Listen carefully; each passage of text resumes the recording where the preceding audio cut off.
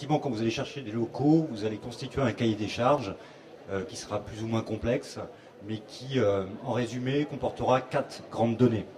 Le premier élément du cahier des charges pour un entrepreneur, ce sera la localisation de ses locaux, qu'il s'agisse de locaux d'activité, de bureaux ou de commerce. Je pense que le réflexe d'un entrepreneur, ça va être de choisir, c'est quelque chose qu'on vous apprend dans le métier d'ailleurs, de choisir un site qui soit propre, qui soit proche de sa localisation personnelle. Alors je pense qu'il faut prendre en compte d'autres éléments. La première, c'est la desserte. Ça paraît essentiel. Alors ça paraît essentiel pour être accessible pour ses clients, si on doit recevoir des clients ou des prestataires. Ça paraît essentiel également pour se développer en matière de recrutement. Donc je pense que c'est quelque chose qu'il faut pouvoir imaginer dès le début de la création de l'entreprise. La deuxième chose, c'est qu'il y a des sites, si on veut se rapprocher de ses clients, il y a des sites qui sont spécialisés. Il faut savoir que le marché francilien est très très diversifié, mais qu'il est spécialisé géographiquement. Donc le deuxième critère, ça va être évidemment la surface que vous allez louer ou acheter. Pour les bureaux, c'est assez simple. On a des règles et des règles de 3 qui s'appliquent de manière assez systématique. On dit généralement qu'un poste de travail en bureau occupe entre 10 et 20 mètres carrés, selon la densité de parties communes, selon la densité de services également.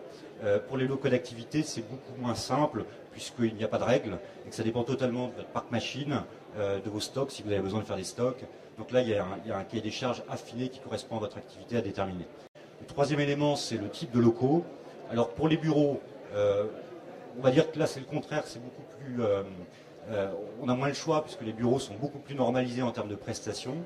Je précise que vous n'aurez pas accès, ça je préfère donner une information, aux immeubles neufs de dernière génération pour les entreprises en création, à l'exception des pépinières, dans la mesure où aujourd'hui ces immeubles neufs sont peu ou pas divisibles.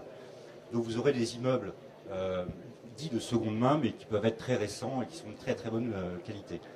En locaux d'activité, là vous avez une beaucoup plus grande gamme de prestations. Il faut réfléchir à qui vous livre. Est-ce que ce sont des petits porteurs, des gros porteurs? Est-ce qu'il faut les accéquer? Quelle est la hauteur sous plafond si vous avez à stocker? Quel est le type de chauffage? Est-ce que vous avez des individus qui travaillent dans les stocks? Donc là, il y a un cahier des charges, encore une fois, plus affiné, avec une offre en face qui est très diversifiée. Enfin, aspect non négligeable dans les périodes que nous vivons, c'est le choix budgétaire, donc qui sera corrélé au type d'immeuble et à la localisation géographique. Donc on va fixer là aussi, on va caricaturer, on va fixer une règle simple pour les bureaux.